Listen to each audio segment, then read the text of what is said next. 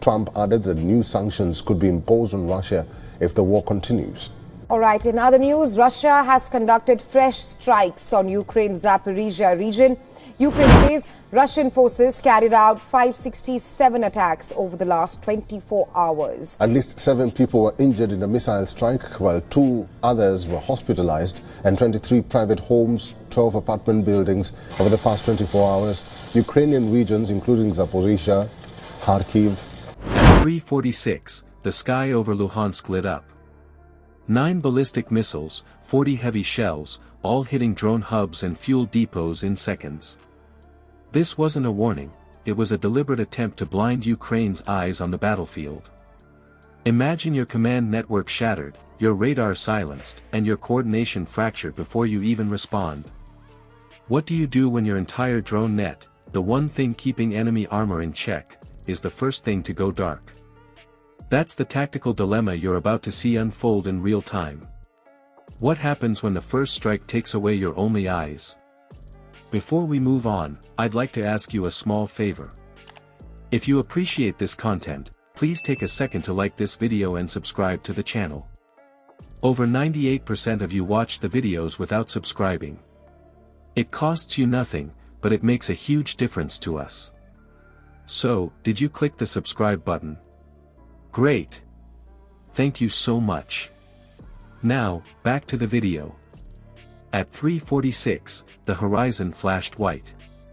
On the diplomatic front, US President Donald Trump has issued a 10-day ultimatum to Russian President Vladimir Putin. Biggest Russian drone and missile attack of the war. Ukraine says Moscow fired 550 drones and 11 missiles overnight. To Russia launching a massive aerial assault against Ukraine, the biggest since the invasion more than 3 years ago. Kherson and Mykolaiv have reported injuries from Russian attacks. 9 missiles cut through the air in sequence, followed seconds later by 40 heavy shells landing with a rhythm only an artillery battery can produce. The target wasn't manpower. It wasn't trenches. It was the grid of drone hubs, fuel feeds, and relay stations, the network that carried Ukraine's sight across the front. In under 2 minutes, Ukraine's battlefield surveillance was shredded, collapsing one of the only systems capable of marking armored movement before it reached the lines. For the next few minutes, commanders stared at screens showing nothing but static. Scouts in forward buildings radioed bursts of confusion. The overhead feed, so central to artillery timing, was gone. A battlefield that had been mapped by constant aerial watch suddenly blurred into blind terrain. This was not just destruction, it was erasure. You take away vision, you erase coordination. When coordination dies, control is next. And control was exactly what North Korea and its Russian partners wanted to break. 187 tanks were already pushing south. They moved as a long line of armor, a steel serpent rolling over black soil. Ukraine knew those tanks were coming, knew the exact order of battle, but without drones painting their positions, that knowledge was powerless in the moment. The kill chain required eyes, and the eyes had just been burned out of the sky. Ukraine and Russia are exchanging fire on multiple fronts. Bridges are being destroyed, cities are burning, and oil depots are under attack. Rescue workers say 1 person died and 26 were injured. To end the conflict, his envoy, Steve Witkoff, is visiting Moscow today. At least 7 people were injured in a missile strike, while 2 others were hospitalized, and 23 private homes, 12 apartment buildings, and a post office suffered damage. The brilliance, a grim sort of brilliance, in the strike lay in its timing. Fire on barracks, you injure soldiers.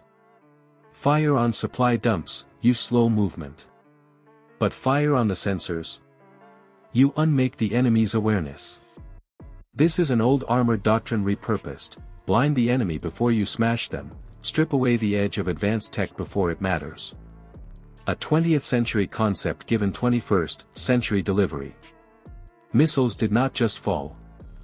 They excised the grid that turned scattered guns into a unified, living defense.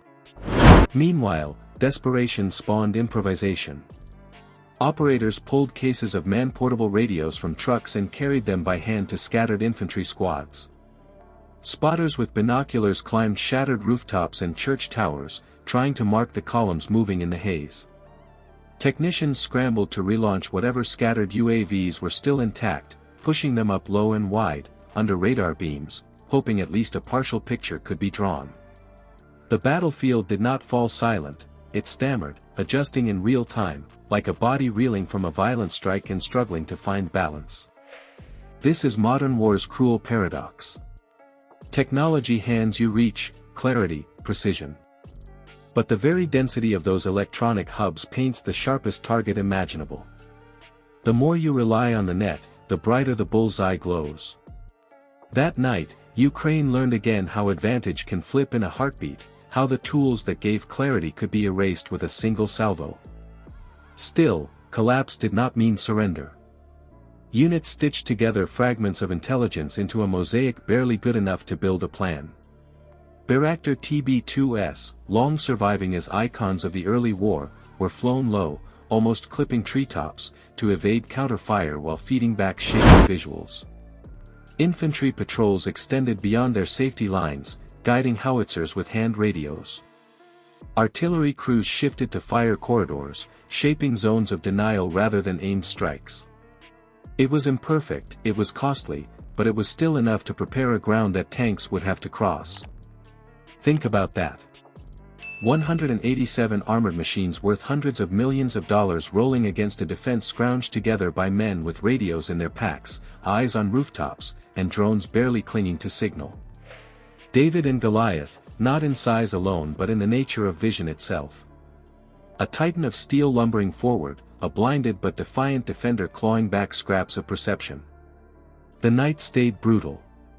Blinded communications meant errors in timing, means some shells hit empty ground. Some squads moved without full cover. Yet morale held tighter than the signal did. By sunrise, the defense had bracketed key approaches, expecting armor to drive directly into the zones shaped during those desperate hours of improvisation. Tanks do not wait for anyone.